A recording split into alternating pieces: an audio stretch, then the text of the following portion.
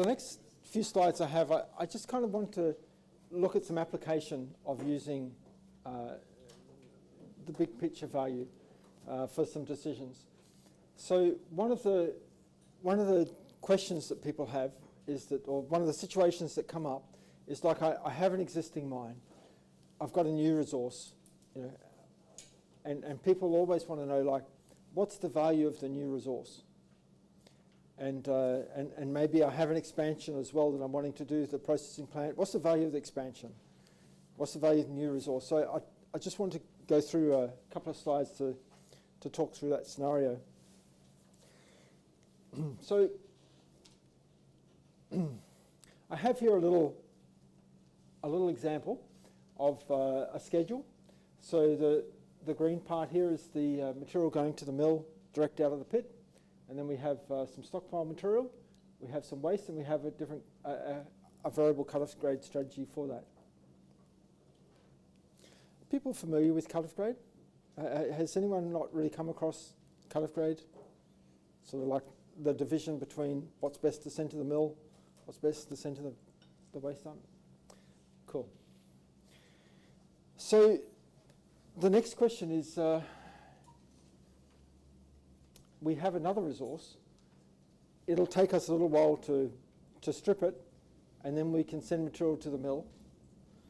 And we're wondering, what's the value of that new resource?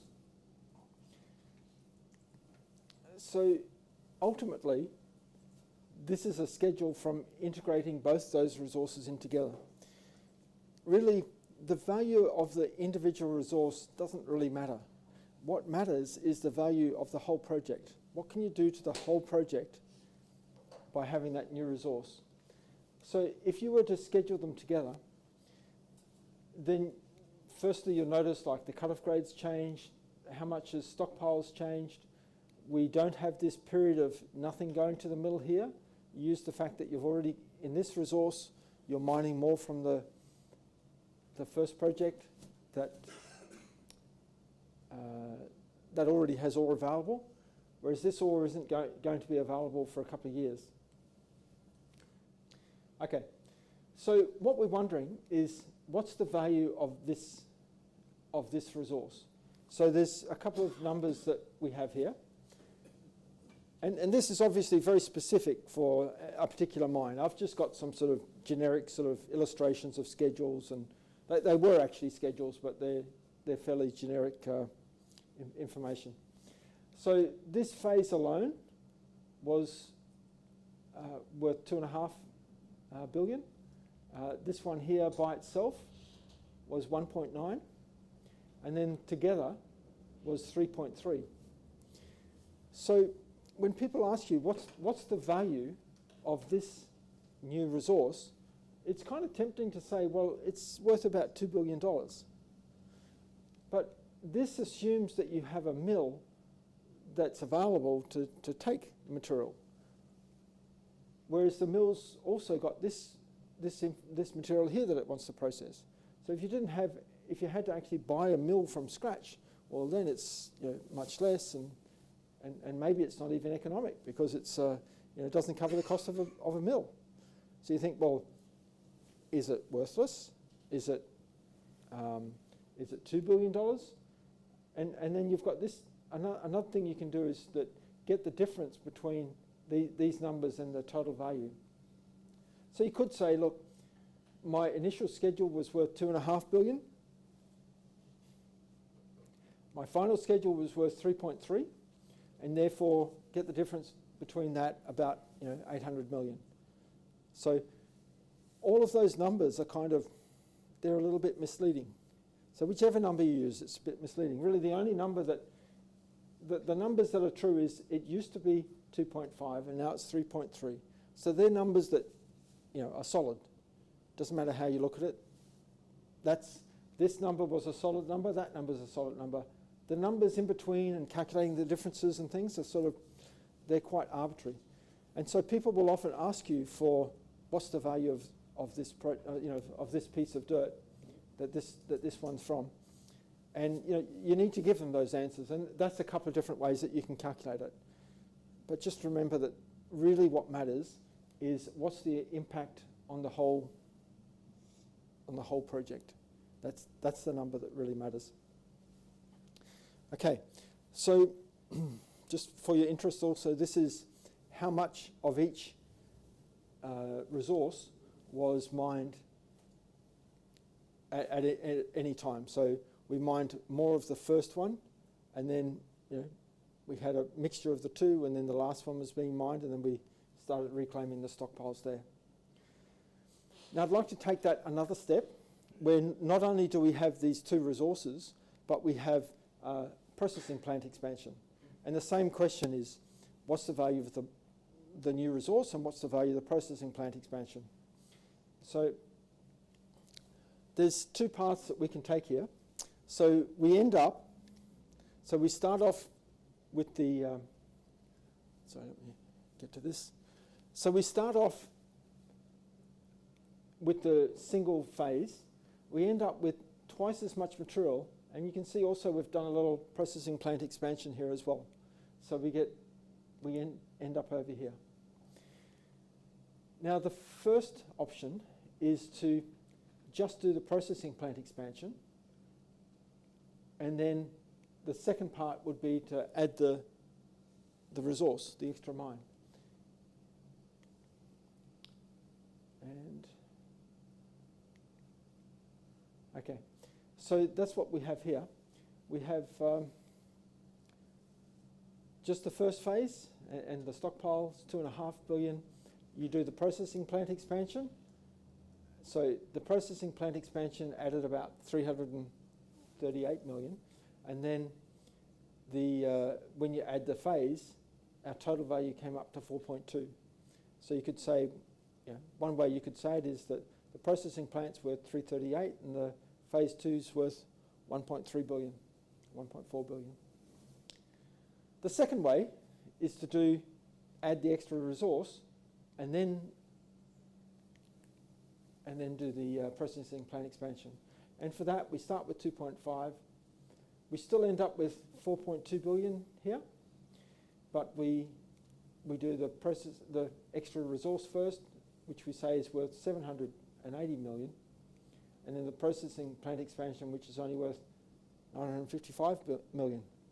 So you can see, depending on which way you do it, you can get different values for the expansions and the extra resource. So really the number that matters is that when you get them both, you end up with 4.2 billion. So should you just do an expansion, well, you'd get 2.8 billion. Should you just do the extra mining, you get 3.3. Should you do them both, you can get 4.3. Does this make sense? This just an application of what's the value. In a sense, it doesn't really matter what the value. In another sense, you still have to give an answer to people that ask you those questions. So, it's fine to give them the expansions worth 330 or the expansions worth 955, but just try to encourage them to know that there's more to it than that. Sometimes there's a project, a big copper project I was working with, that the processing plant was not economic by itself. But when you add the extra mine, then it became economic. The mine by itself wasn't economic. But when you added the mine plus the processing plant, then it was economic.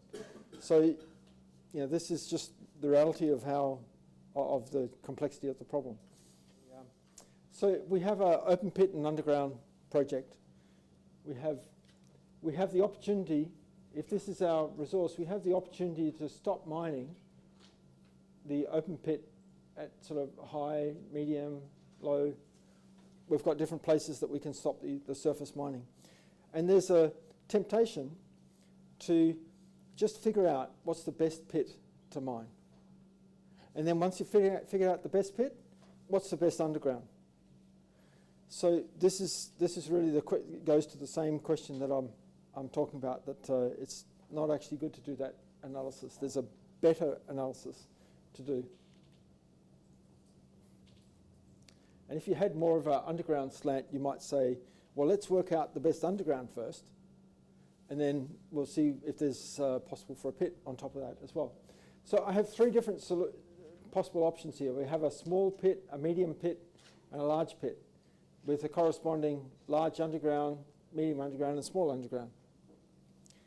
Which one should I do? I've actually done schedules for each of them, for each case. So the first one with a small open pit, we just have a small open pit life. That's the dark blue line there. The medium open pit has a different cut-off grade strategy. It's not the same strategy, but a few more years. It's a completely different strategy. So these things change as you give them more resource to play with, or different scenarios, different constraints and things. So here's the cut-off grade for the medium one, the green, and the large one had a third different cut-off grade. The surface mine went for longer, and then at the end of those we had some underground happening. So here's an example of the schedule that we had. So we had the waste material being mined, material coming directly out of the pit, little bits of stockpile happening here, and then the underground ramping up, keying in with the open pit, and being topped up with stockpile for these years. Here we didn't have any extra stockpile material to feed to it, so we're just feeding from the underground. Okay, so we had these kind of schedules for each one. Well, this is what you do. You do some analysis for each of the cases. You do this analysis. Okay, so if we had an open pit hat on, which, there's lots of open pit, there's lots of mining engineers that really just know about surface mining. And so some of the tools that we have, very geared around surface mining. And so you could look at those tools, come up with the best thing that you should do is mine this Wackenbig pit. And we'll make a little bit more money than the medium pit, and we'll make a lot more money than the small pit. So if you were just looking at the surface mine analysis, which is common practice in the industry, you'd often end up here. Then you'd say, okay, what can I make with the rest of the resource? Is there an opportunity to make even more money with an underground? So we could have a look at an underground. If you just ignore this for a minute, then if you looked at the whole resource, or not the whole resource, if you looked at the large underground, the medium underground, the small underground, it would look like you should do the big underground. Because there's a lot of resource there that can be economically processed through underground, extracted, mined, and then processed through underground, and you'd be better off going for the large underground. But really the only number that matters is the combination of both of those. So when you look at the surface by itself, you'd pick the big open pit. The underground by itself, you'd pick the big underground. If you're looking at the best value of the combined product, or the combined mine plan, it would be this middle one. Not much difference between this one, a little bit more between that. So these numbers are not generic. Like sometimes each mine will be different, but it's just the philosophy of looking at the different options and then picking the one that gives you the best value. So once you had discovered that the medium gave you the best pit, you might look at something between these two and see if there's even a little bit better, or is there a slightly smaller one? Just go on either side a little bit, and again do the same analysis and pick and choose. But that's the sort of process. And one of the really good advantages in this analysis is that you can find out what the right answer is, even if you don't have an optimization tool that does that for you. So like, okay, we make an optimization tool, but it doesn't do everything. It doesn't, for example, automatically tell you that you should do a medium, the medium-sized surface and underground mine. But you can plug in this case, and you can plug in this case, and you can plug in this case, and then look at the numbers down the bottom, and then make your decision. So the thing about strategic planning, if you're using a net present value objective, you just calculate the net present value for each of the cases that you have and pick the biggest one. So some other problems don't have that luxury. So that, someone can have an idea, I think we should do it this way. Okay, let's try it that way. Maybe the tools are a bit blind to that, and all the tools have got their limitations. Let's try it that way. Oh no, it didn't produce such a good answer. You can see, and then you start looking at the differences between them and why it gave you a different answer. Okay. I have an example from Olympic Dam. I'd forgotten that, is it just you, Mark, from Olympic that had some time there? So this is when, it's not just Olympic Dam, this is the Olympic Dam expansion. And it's always difficult to get real information that you can share, because most people are very sensitive about their strategic analysis. But this is from a paper, so I think that's fairly out there in the public domain. Now this is one of the schedules, and there's so they've got a whole lot of different mining areas happening here, different undergrounds and open pits. They've got, I think this is the processing, mine area production rate. So you've got the average grade declining over time, but using their base case, some of these cases have got open pits in and different underground options, basically picking the combination that gives you the most value. So this is kind of, it's hard to get insight into how some of the bigger companies operate. And I think at the end of today, this is something I'm going to be encouraging all the people in this room, is to write some papers on the good strategic work that you're doing, some of the innovative things you're doing, some of the basic things you're doing. The industry needs the basics as well. So I'm hoping to encourage you all to join with that sort of push. And I just kind of thought I'd mention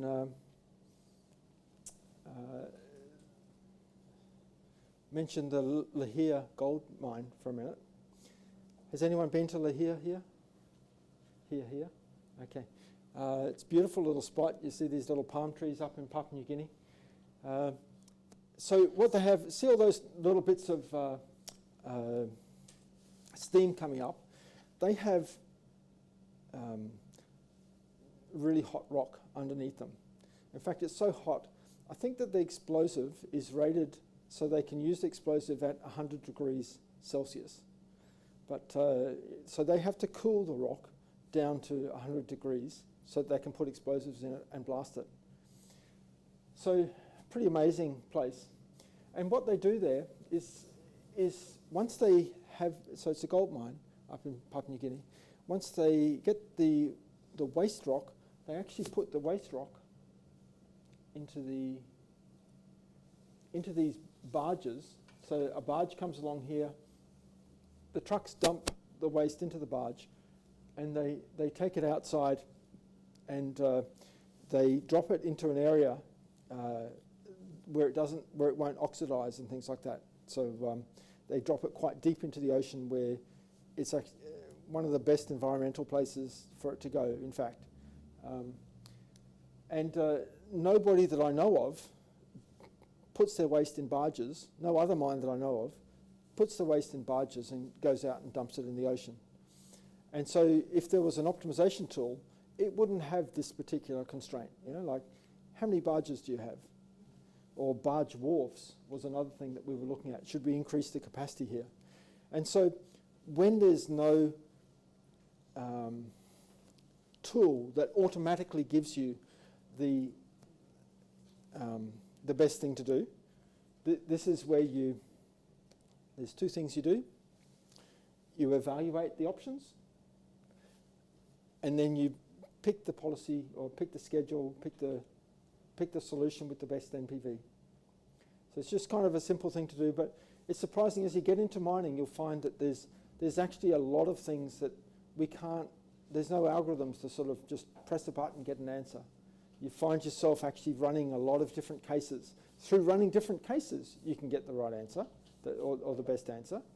And that's what we did here as well, is that we would run a bunch of different cases, different barge wharves, numbers of barge wharves, different numbers of barges, things like that.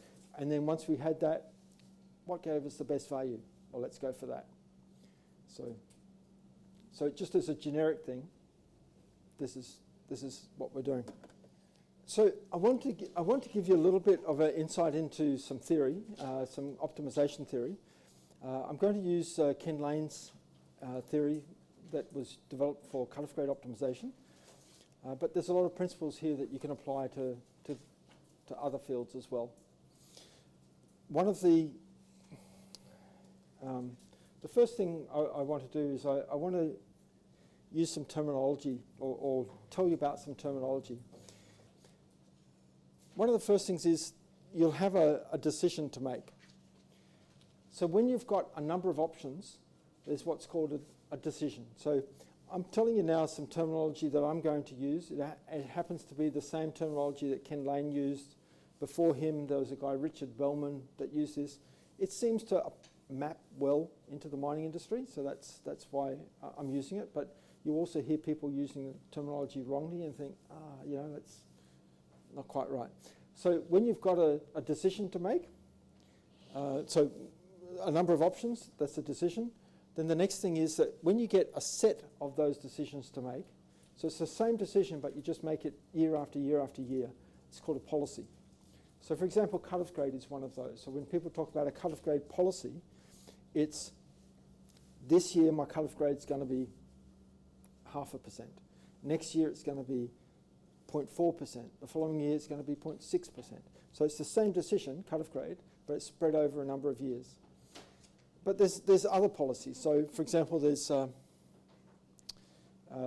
might be, how much material do you mine from a stockpile? This year it's nothing, next year it's 10 million tonnes, the year after it. So same decision, how many tonnes to move from a stockpile, spread over time. So you have lots of policies, and when you have lots of policies, then that becomes a strategy. So what you do is that you can optimize a strategy. You can actually optimize a decision, you can optimize a policy, you can optimize a strategy so that you maximize a value. So some people use words like, I'm going to get the maximum cut-off grade policy. Let's maximize the cut-off grade. Well, that just gives you a really high number. Maximum is the biggest number you can think of, and you'll send nothing to the mill. So what they really mean is I'm going to optimize the cut-off grade so that I maximize the net present value. So you can maximize cash flow, you can maximize the net present value, but you don't maximize policies like how much material am I going to take from the mill or take from a stockpile. You optimize the amount of material you take from a stockpile. So it's just slight terminology, but when people are explaining what they're doing, people will often say, I'm going to optimize the net present value. It's not really right. You maximize the net present value and you optimize the policies. Okay, just a few definitions that... Okay, so I'm going to have a look at this book here, Ken Lane's Economic Definition of Ore. I do actually have a few copies of these. I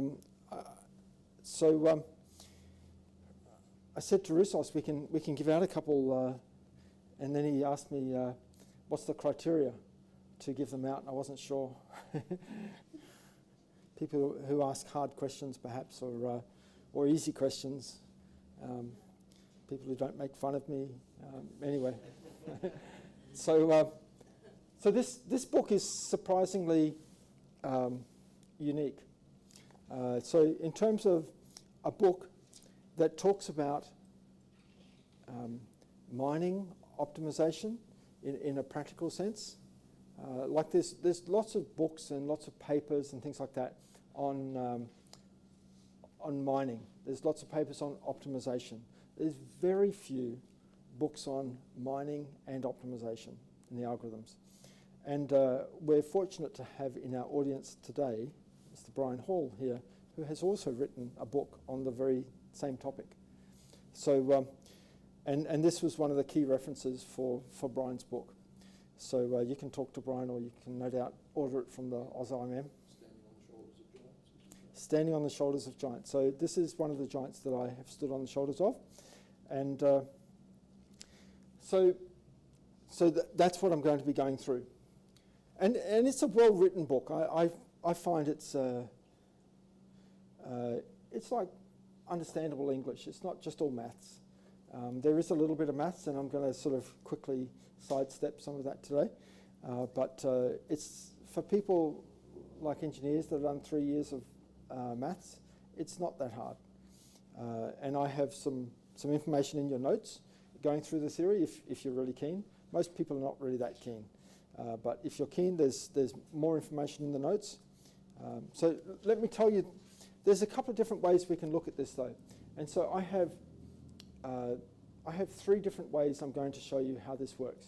So there's a lot of people, they get up to, there's a famous page 18, which, you know, people start reading, oh, it's a good read, this is a good read, yeah, understand that, get to page 18, what's happened? Just skip page 18, I get on to the results. And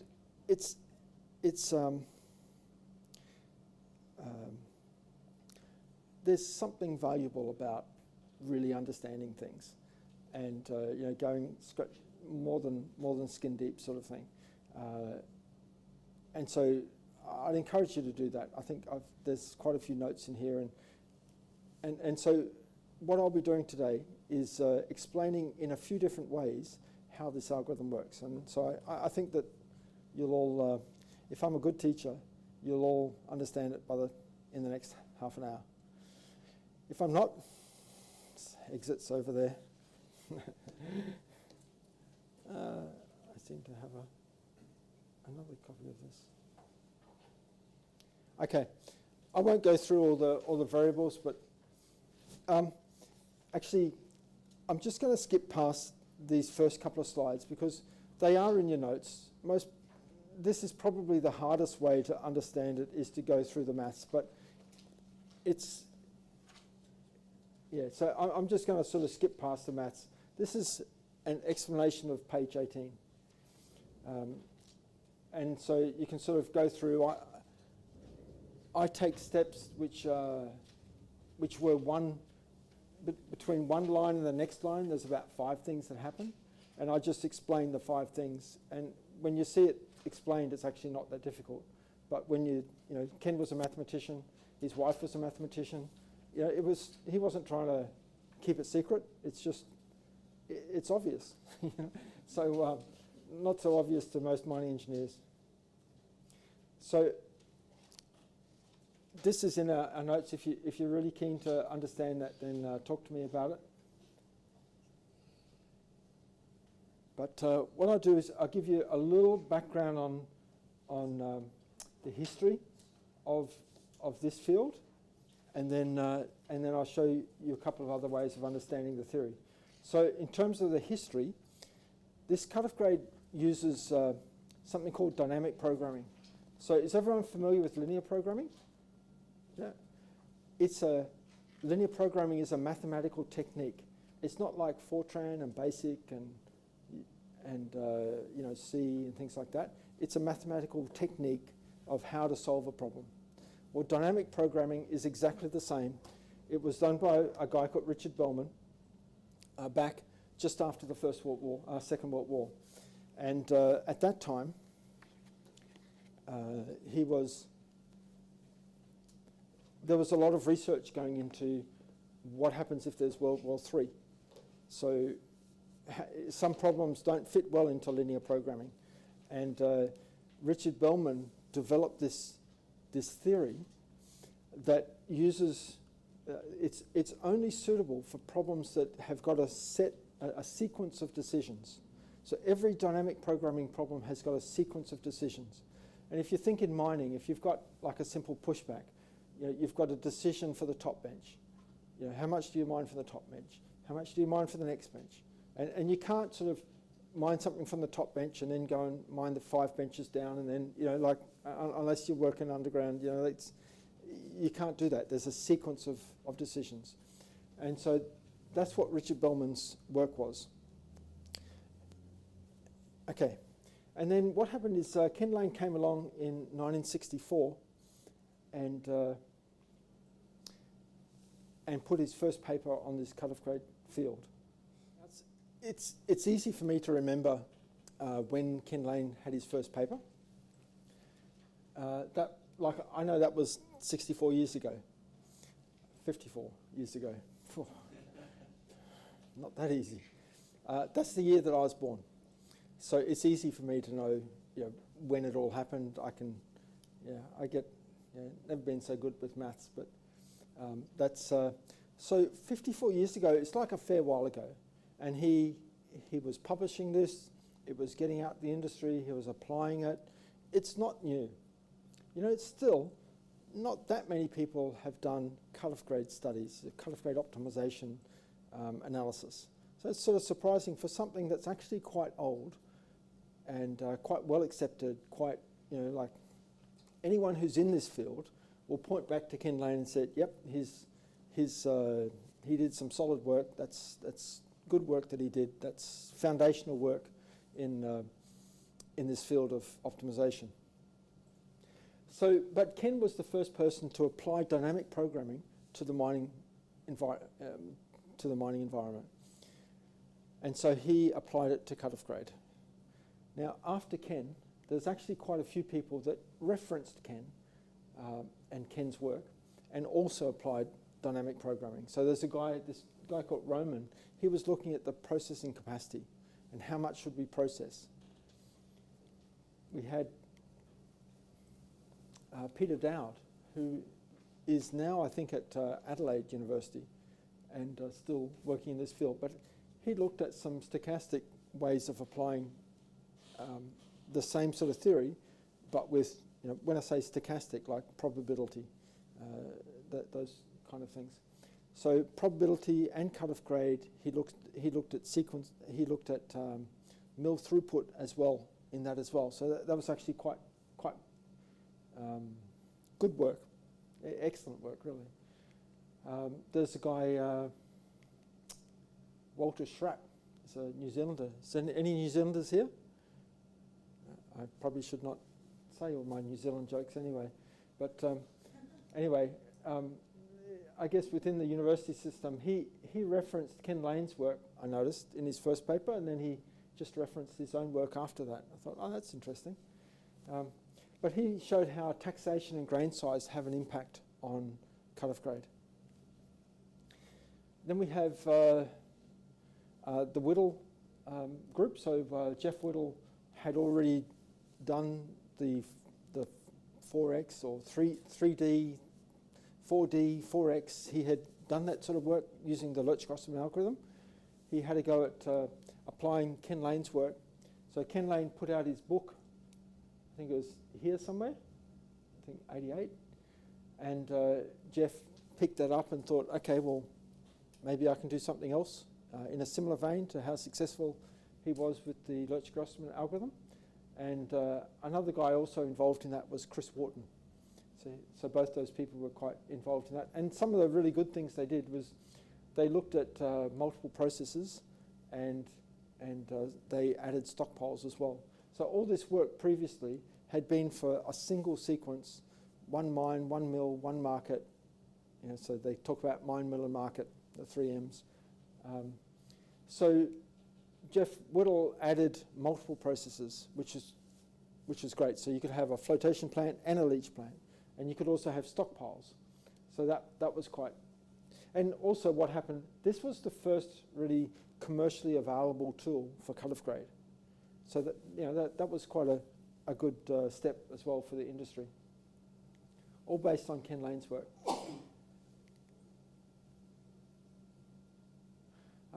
I did most of my work when I was with Rio Tinto, and some of the things that I added to the puzzle as well. I didn't just look at multiple processes, I also looked at multiple policies. So not just a cut-off grade policy, but something like a mill throughput recovery, the grind. We'll talk about that a little bit this afternoon, but some other policies, not just cut-off grade. Probably the biggest area that I was working on was the sequencing. So all of this previous work had been for a single sequence. And what we're looking at this afternoon is also for a single sequence. But actually, most of the mines, they've got multiple sequences. So if you've got a small mine, it's just got one pushback, sure, single sequence works nicely. The bigger mines with multiple pushbacks, multiple stockpiles, they all become multiple sequences. And so this is my normal work, another product that we have. But that's, and probably over the last few years, we've sort of focused on more and more practical constraints and how to implement this. And probably the last thing I thought I'd mention, I think I have it on the slide. No, maybe not. Okay. Is that I've produced last year a product called COMET 1, which we are going to be going through this afternoon. And this was particularly targeting, really thanks to some discussions I had with Roussos, that how do we actually get this into the universities more? It's really a field that's not communicated well. Some of the lecturers, there's some sort of horror stories about what some of the lecturers say about cut-off grade, where they really didn't appreciate it. And didn't appreciate the value that it brings to the mining industry. So really, this today is actually quite special. It's kind of why we're recording this, that we're wanting to take this information and make it available to the lecturers and the rest of the mining industry as well. It's not actually just applied to the universities, because there's a whole bunch of people who have been through the university, they're in the mine sites, they're doing this work, and they don't really know how to make these strategic decisions. And so this is becoming available for everyone, so they can learn these things in a practical way. Okay, so that gives, yes? How do you see the advancements of mixed integer linear programming versus dynamic programming over the last 20 years? Mixed integer programming, well, each of the products have got, or each of the optimization techniques have got pros and cons.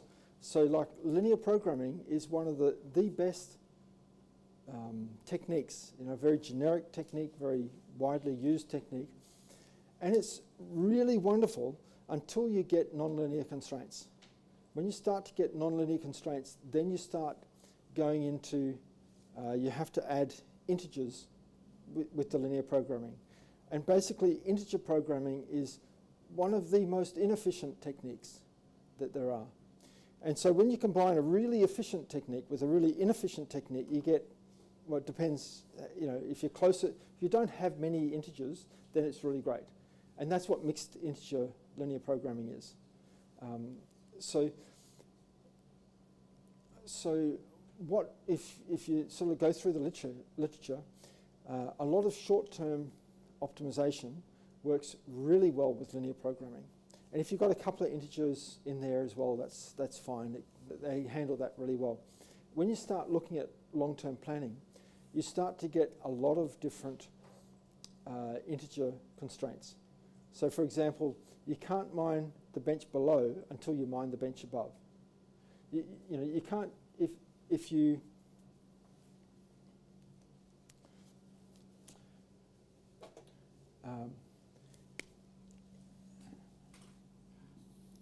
if you take a pit and you have a bunch of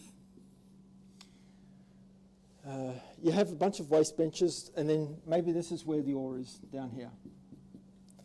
And maybe it's going to take you 5 years to get down there, and then you've got 5 years worth of ore here.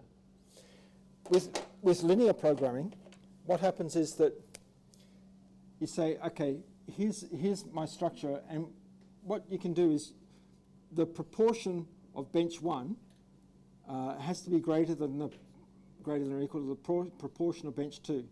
And the proportion of bench 2 has to be greater than or equal to the proportion of bench 3. And so on. So these are linear programming solutions. And what you can end up getting, when you run this, it says, okay, in year 1, I'm going to take that material. So it obeys these constraints. So this proportion of bench 1 is greater than or equal to this, is greater than that. And it means that we get the ore, we get a year's worth of ore in the first period. But it doesn't obey the constraint that you can't actually mine this bit of material until this bench is finished. Now, you could say, well, maybe you don't have to have the whole bench finished. You might just have, something like that. But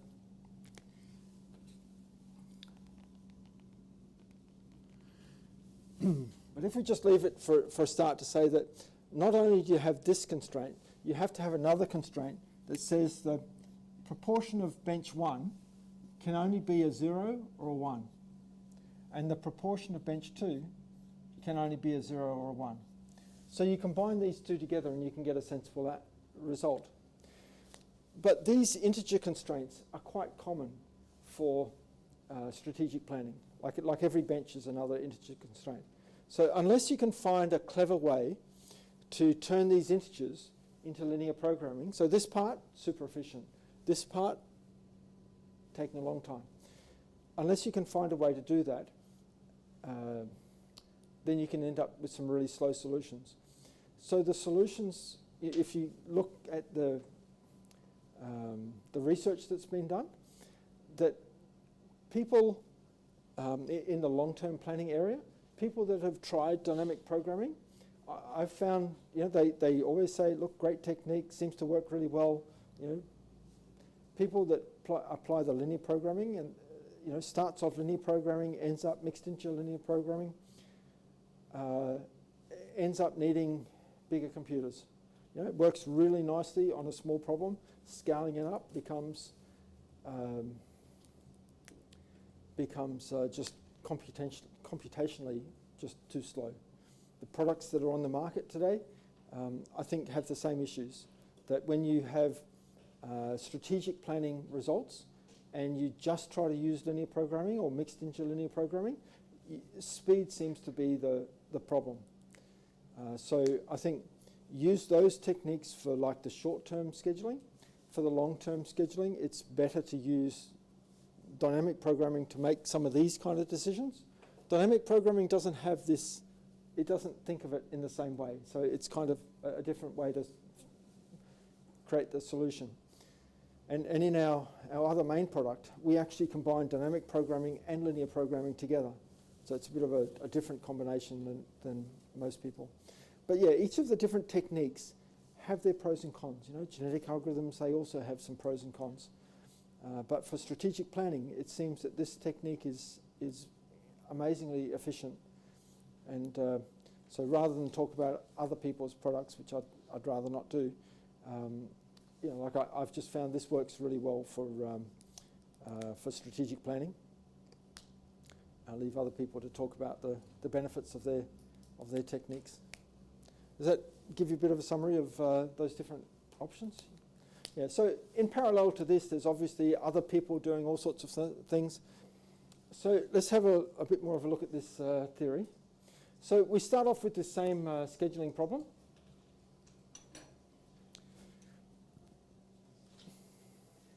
So we have 10 little, I'll call them increments of rock, little pieces of rock. Each one of them has a grade tonnage distribution that's different. We're just going to take the situation where you have one cutoff grade. So anything above that cutoff grade goes to the mill, anything below goes to the waste dump. So in real life, we often have stockpiles to take the material between what goes to the mill and what goes to the waste dump. But for this example, we'll ignore those to keep it simple. As I said before, we have the practical case I'm going to show you later had 62 different cutoff grade bins or groups here. 62 different cutoff grade bins there, which gives you a lot of cases to look at. In fact, if you looked at how long that would take, if you were to go through all of these cases at like a gigahertz, so like our computers are 2 or 3 gigahertz, like if you were able to, every clock speed, you're able to do another one of those calculations, which you wouldn't be able to do it that quickly. But if you were able to do it that quickly, it would take you 27 years. So if we get better computers, like say we got 10 times better computers, it's still going to be like 2.7 years. Like we have just got no ability to go through all of these numbers. You don't want to go through all the numbers. We need techniques that are more efficient than that. And this is a small problem. This is a Mickey Mouse problem. Okay, so let me show you some theory. So this is a formula similar to what's in Ken Lane's book. If I break it in pieces though, really what it's saying is that you have the value of the entire resource. So the value, the net present value of the entire resource is equal to the cash flow from a little piece of the resource plus the value or net present value of the remainder of the resource. So intuitively, that's pretty straightforward. The value of everything is the value of a little bit of it plus the value of the rest of it. So then what we have is that these values here are actually dependent on decisions that we make, like the cut-off grade decision. So we have something that Ken Lane called omega, which was the operating policies. So in the case of cut-off grade, this was, if you change the cut-off grade, then this cash flow changes as well. You change the cut-off grade, you send more material to the mill, then it not only has an effect on the cash flow, it also has an effect on the remaining value. So you send more material here, it actually means that you don't start processing the rest of the material for a bit later. And so it has an effect on the remaining value as well. And so what you can do is that you can, for all the different options of the policies or cut-off grade in this case, we can calculate all these different options and find the one that gives you the maximum value. So you go through all the different options here doing this calculation and you end up picking the one that gives you the maximum value. Okay, so we have this, we have our 10 little increments of rock and we have the formula that we're going to use. And what we're going to do is we're going to go through to the last increment and we're going to do some calculations at that point. So everything's been mined, we're assuming everything's been mined, and now we get to the last increment of rock and we do these calculations. So we're going to calculate the cash flow from this little bit of rock, the remaining value once that has been finished, and the sum of them together, which will be the sum of those two together. So for the calculations, I'm just going to have 3 different cut-off grades, a high, medium, and low cut-off grade. And for these calculations, I'm also going to assume that actually every increment behaves in the same way, just so that you see what's happening. So if we apply a high cut-off grade, then the cash flow of that little block would be 10. The remaining value, we're going to ignore any closure costs and terminal values at the end of this. So that's a little assumption. That's actually the way Ken Lane started his work, was assuming at the end of the mine life there was worth nothing. One of the things I did in my PhD was showed that if you do have a closure cost, it all works fine still. So, but we'll just assume at the end of the mine life, it's worth nothing. No salvage value. When I went through uni, it was about salvage value. Now it's about closure cost. So, and in just the space of a couple of years. No, okay. Okay, so you get the cash flow plus the remaining value. We have the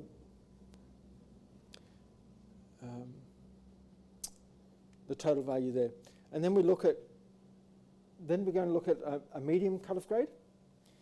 At this point, we're going to say if you drop the cut-off grade, you can process more of the material that's valuable. So it'll take you a bit longer to process, but basically you'll make more money by dropping the cut-off grade a little bit. And then we've got a low cut-off grade, where you drop the cut-off grade a bit more. It takes you a little bit longer, but it's worth even more money. So once you look at those three, you'd say, okay, well, let's pick the low cut-off grade. Then what we're going to do is go to the, so now we know, we've done 3 calculations and we know what the best policy was for the last block. So now what we're going to do is go to the second last block. We're going to go through the same process. Now, for the second last block, we have the same, if it's the same kind of rock, then it'll give you the same kind of result for the cash flow part. So I'm just going to make these blocks all behave the same way for simplicity of these calculations. Now, what happens though is the remaining value changes. So whereas before, at the end of the last block, we had nothing left, at the end of this block, the second last block, we have the last block. Now we know what the value of the last block was. In the last calculation, we said it was 30. But what happens is that as you apply a lower, the medium cut-off grade or the low cut-off grade, you actually spend more time processing in the current block, which pushes off the remaining value. So the remaining value, even though it used to be 30 in our last calculation, because we're applying a medium cut-off grade here, it's been pushed back a little bit. There's more discounting that happens, and it's now only worth 27.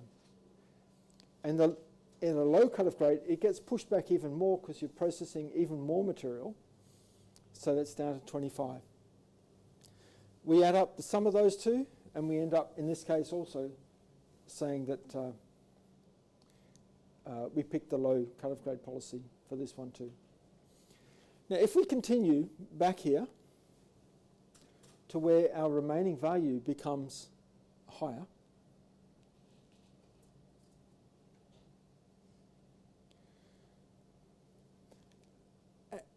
our little increment of rock is still behaving the same way, but instead of our remaining value being 30, now it's 300. So when you're delaying, you're not just delaying 30, you're delaying 300. So it has a bigger effect on the remaining value. So that gets delayed because of discounting to 270 and 250. And so that would make us want to pick the top block. So what we're going to do, that was the first way of showing you. There's the formula, there's the calculations, and now there's a little graphic that we did. So what this is, here we have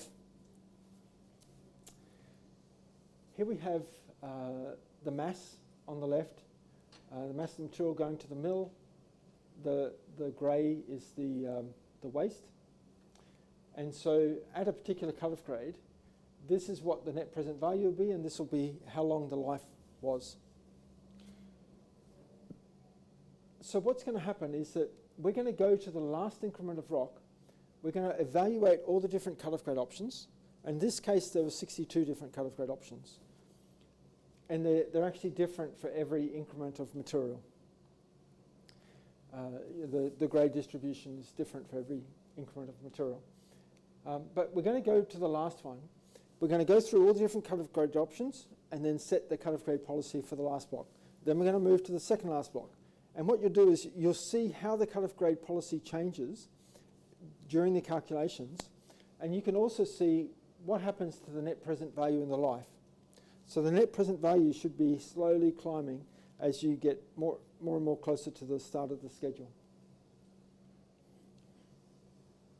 This type of optimization that we're doing is what's called a backwards dynamic programming option. So in dynamic programming, there's forwards and backwards options. A lot of dynamic programs use this backwards technique to solve it. So that's why we have our backwards optimization here. Okay, so now you can see it moving through the values changing, small changes in the cut-off grade. So this now is our best NPV, the 1875.5, you can see a generally declining cut-off grade strategy, but it's actually a variable because sometimes it rises and there might be a little rise here or about the same. So it's a variable cut-off grade strategy. Typically they are higher cut-off grades at the top and lower cut-off grades at the bottom. By the time you get to the end, you're normally operating on break-even cut-off grades. Just what's economic, just to send to the mill because there's nothing left. As long as I cover my costs, I'm good. So that's you normally end up with break-even numbers, but through here, you're normally above those constraints. There's a couple of problems with this technique. The first problem is that we had to start with the last increment of rock. Now, if you've got lots of different pushbacks, you don't really know what the last increment of rock is. If you have stockpiles, you don't know how the last, and normally you mine stockpiles last because they're the kind of the worst material you've left to the end. So when you get the stockpile, the last bit of stockpile, you don't know what the grade of the last bit of stockpile is either. So it's actually quite difficult to do. And, well, it's impossible really. And the other limitation of this is if you have time varying properties. So if you have a price that changes with time, then you don't actually know what the cut-off grade in the last block is because you don't know what the price was at that time. Or if you have an expansion that happens and you've got different costs before and after the expansion, was this block being mined before the expansion or after the expansion, or you don't know that either. So because of time varying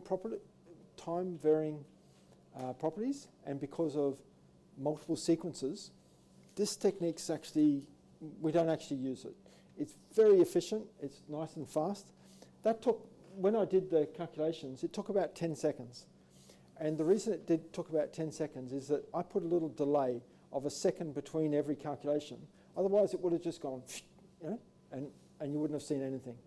So it's even though there's that 27 years worth of numbers, or 10 to the 17 different possible combinations, because of taking advantage of the sequence of the problem, we can just look at, you know, this much more limited number of scenarios and still be guaranteed that we get to the best solution.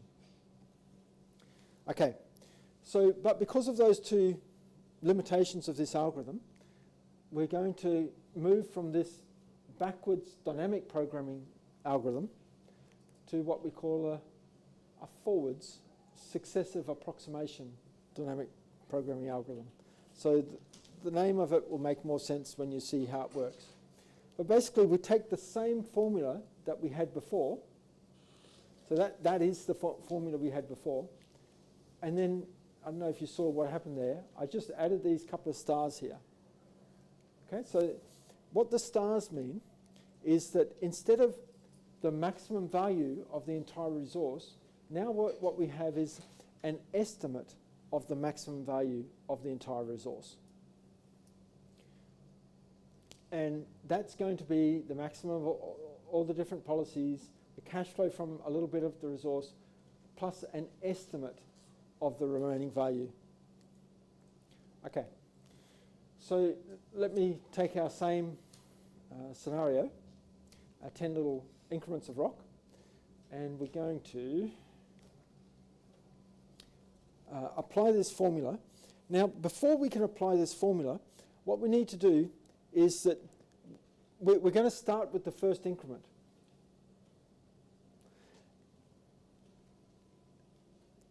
Now, before we can start using this formula, we have to have an estimate of the remaining value of the material. So in order to get an estimate, just to start this whole thing going, we have what we call a seed schedule. So in the seed schedule, we have, this might be at a break-even cut-off grade, something like that. It's just a schedule of the entire resource to just come up with some sort of starting point. Once we have that starting point, then we can start to apply this formula again. So we go to the first increment. Now, one of the nice things about the first increment is that we know what the first increment is. If you have lots of sequences, you know that this bench is up to here, and this pushback's up to there, and that pushback's up to there. If you've got stockpiles, you know how much is in the stockpile, you know what the grade is. So at the beginning of the schedule is a much easier place to start. We know what time it is. So if you've got time varying properties, is it before the expansion, after the expansion? Starting at the start is a much easier place to begin. So what we do is we have the same three calculations of the high, medium, and low grade, but now we don't actually have the best value of the remaining resource. We just have an estimate of the best value of the remaining resource. So last time, in the last set of calculations, this was a number like 300. Well, now we don't have 300, we only have 280 and 250 and 220. So still, as you mine different cutoff grades, you'll be delaying the remaining values. So you'll be getting lower remaining values here. So you add the two of them up, and we'll end up picking the best one. Okay, and then we keep moving through this. So let's keep, if you can imagine, keeping on doing this process until we get to the second last block, just so that we have a couple of different examples to look at.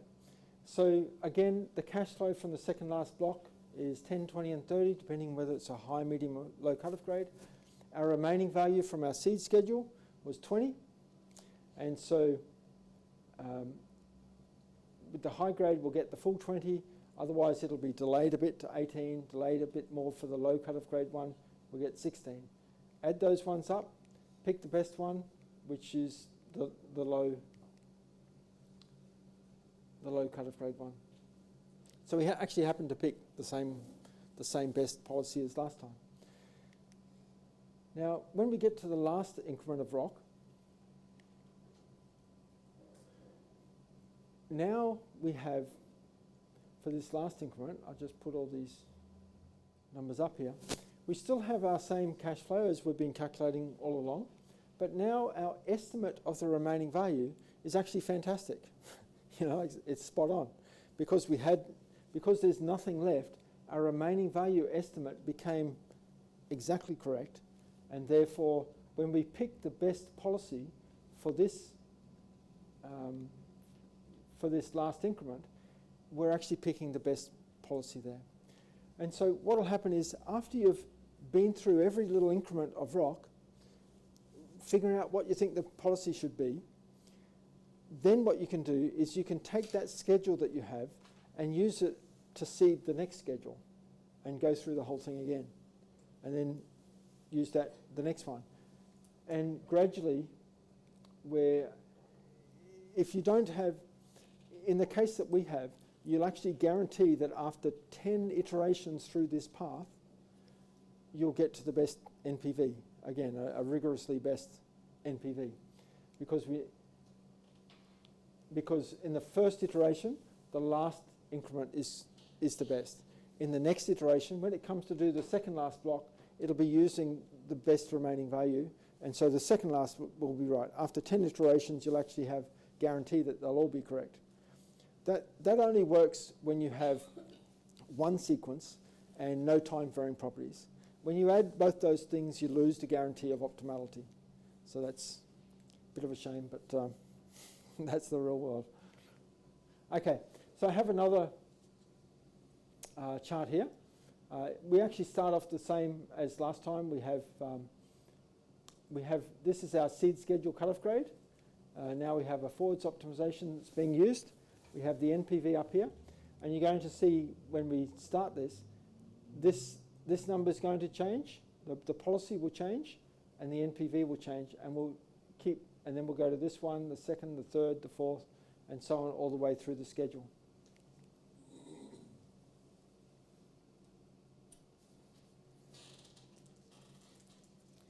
Seem to skip. Okay. So now we've been through the whole schedule. Again, I put a second delay there just so that it wouldn't just go too quickly. You could see a bit of what was happening. At the end of the first iteration, we don't quite have as good an NPV as the backwards one. The backwards one we had 1875.5, and in this second technique, then we've only got 1873. But we have actually what looks very similar to the last policy, and a very similar NPV as well. So if we put that back into the optimization and run it again, what you should be looking for is just little tweaks, little small changes in these cut-off grade policies.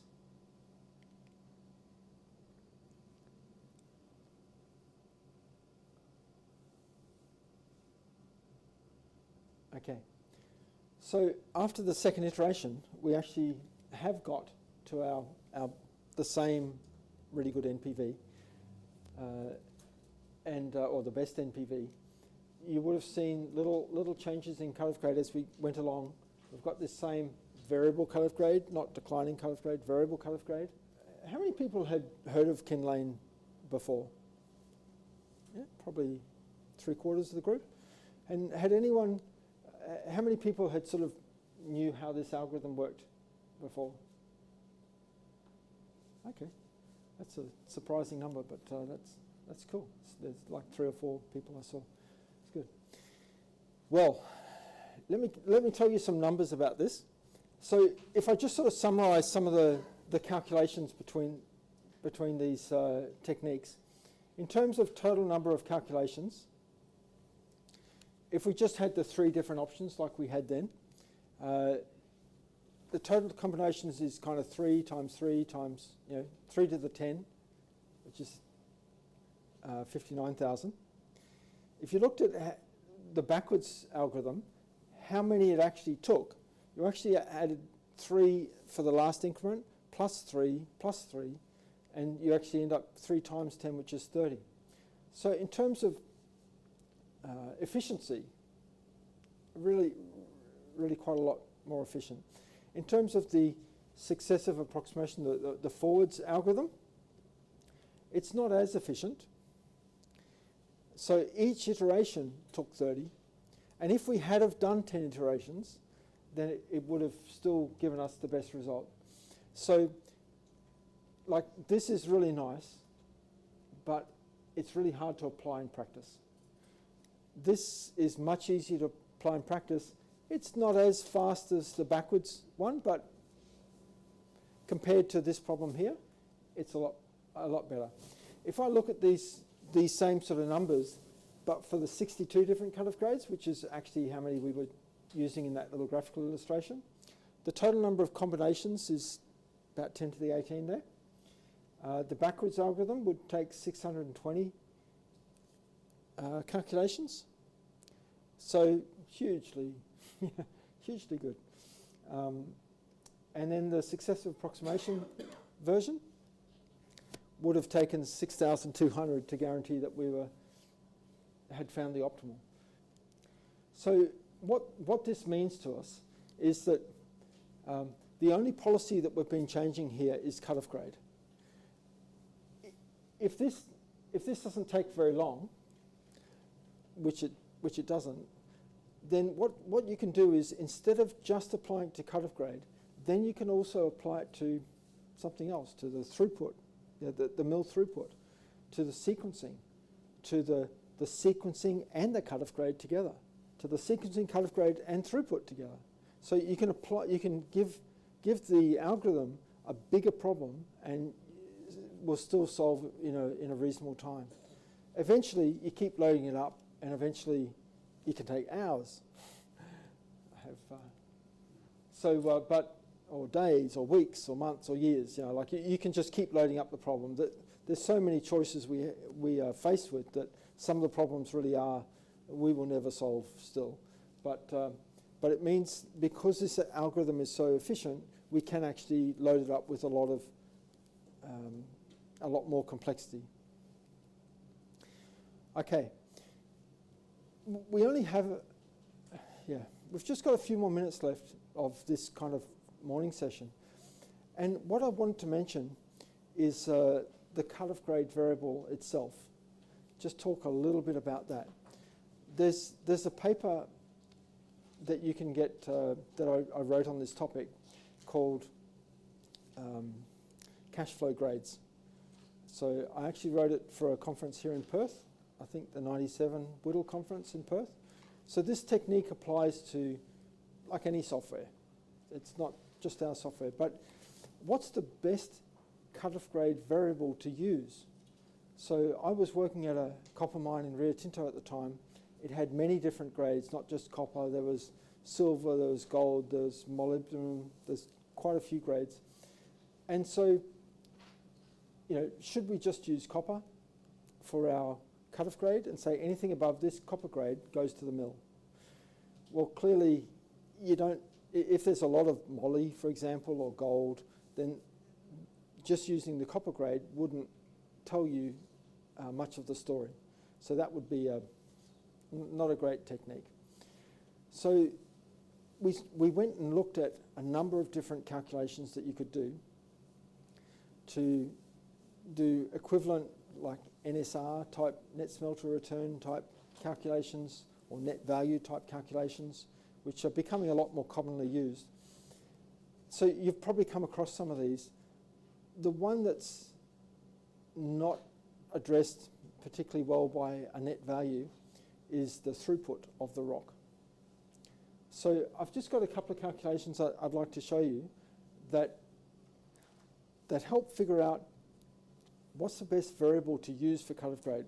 So when you say everything above this cut-off grade goes to the mill, what cut-off grade is it that you're talking about?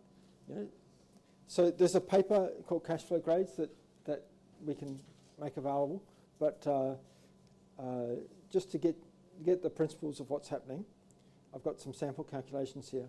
And then this afternoon we'll go more into optimizing cut-off grades. You can drag out your computers. You will need your computers this afternoon, and for this ranking variable, if we had a number of rocks,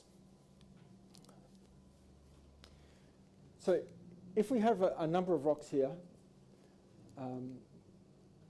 we've got an open pit mine, we've got some material coming from the open pit, we've got material coming from a stockpile, we've got some material coming from some underground stopes, and we've got some material coming from some development headings that are required for to get to those stopes.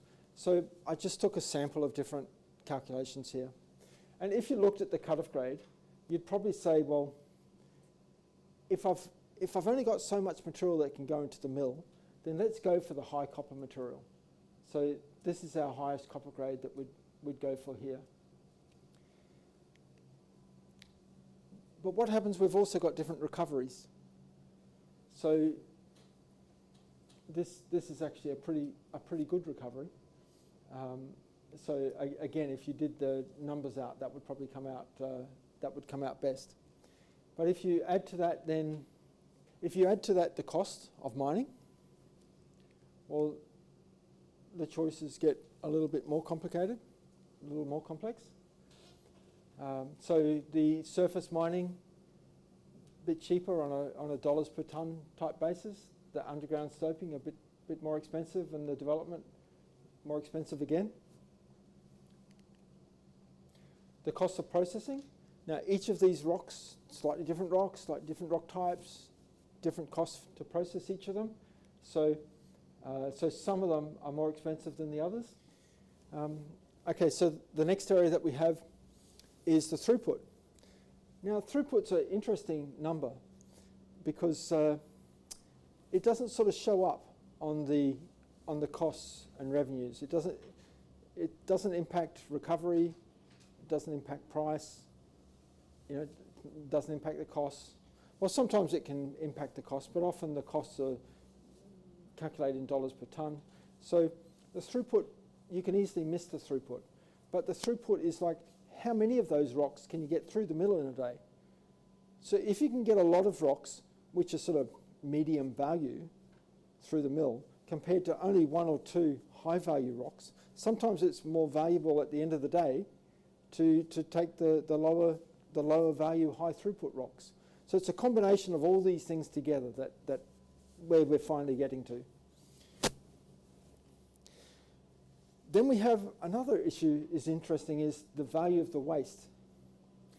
So the surface rocks, for example, if you don't send them to the mill, then you still have to send them to the waste dump. And so there's a cost. If you don't send it to the mill, well, you still incur the waste cost. The stockpiles, you can just leave the stockpile in place. You don't have to mine, you don't have to process the stockpiles. So they don't have a cost of waste. The underground stoping areas, you might be able to leave them in place as well. So they don't have a waste, you know, like if I don't process it, what's the cost? You might be able to leave those in place. The development, well, you're probably going to have to do the development anyway. Whether you develop to this stope, you know, this stope or that stope may not matter, you still have to get to the stopes. So at least the way I've assumed it here is that you have to incur the development cost. So all of these numbers actually you want to take into account. And if you just use the copper grade by itself, it's like there's all this extra complexity that you're ignoring. Okay, so one of the things we do first is we can look at the ore revenue. So it doesn't take into account all of these factors, but just the ore revenue. And you can see what's that those underground stoping blocks give us some really high ore revenues. Then we can look at the ore value. So now we're including the costs of processing as well. So in terms of dollars per tonne, what's the ore value? And so if you looked at that, some of the blocks wouldn't even pay to process. Like the underground blocks, you'd say, the underground development blocks, you'd say, they are so expensive to mine that you should just, you know, that if you just looked at ore value, you'd say, well, throw them away, they're of no value. But you have to mine them anyway. So the next thing that we did, and this is explained in this cash flow grades paper, is that if you calculate the value of ore minus the value of the waste, you start to see the profit from a block. So another better step than just the ore value by itself. So now the underground blocks, the underground development blocks actually have some value because the waste mining cost needs to be considered, or the waste mining cost is now considered. And the last step is the throughput, to consider the throughput as well. So if you consider the throughput, I've kind of rigged some of the numbers a little bit to make it different, but if we had some development material that had to be mined anyway, you'll notice it's quite high throughput. This particular block here, it's reasonable grade, but it's quite high throughput. Like you mine, 50% faster than some blocks compared to this block here. It's nearly twice. You get twice as much through. So even though it's a lower grade, this is actually quite valuable.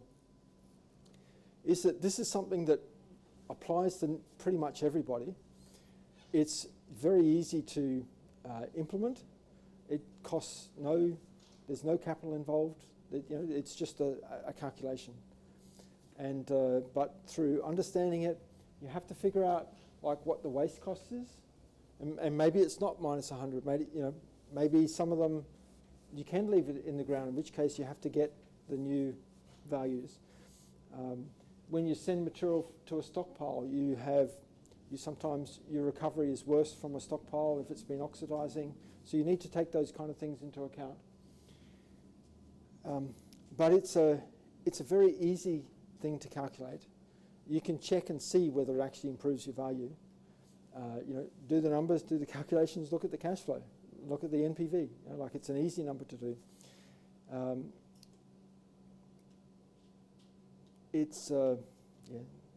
Has no capital involved, and so give it a try. It's a very easy number to do. And one of the other benefits of it too is that it starts working like today. You know, it's not one of these things that, yeah, the NPV is better, but it's like in 10 years' time. It's like year after year, it'll start making improvement right now. It doesn't cost you any money, and so there we go. It isn't actually this calculation of the cash flow grade isn't something derived from first principles. So this is something, I did a whole bunch of analysis. I couldn't figure out how to derive this from first principles. So there are some odd things about this calculation that I think maybe it could be improved again. So you know, if you find an even better way, then maybe you can write a paper about it, like I did the cash flow grades paper. This is my best step. Whenever we have tried this, this has produced, you know, like 3 or 4% better NPVs, you know, or 3 or 4% better cash flow. So it's actually quite a significant thing. It depends exactly on your throughput and your recoveries and how different everything is, but it's an easy thing to do.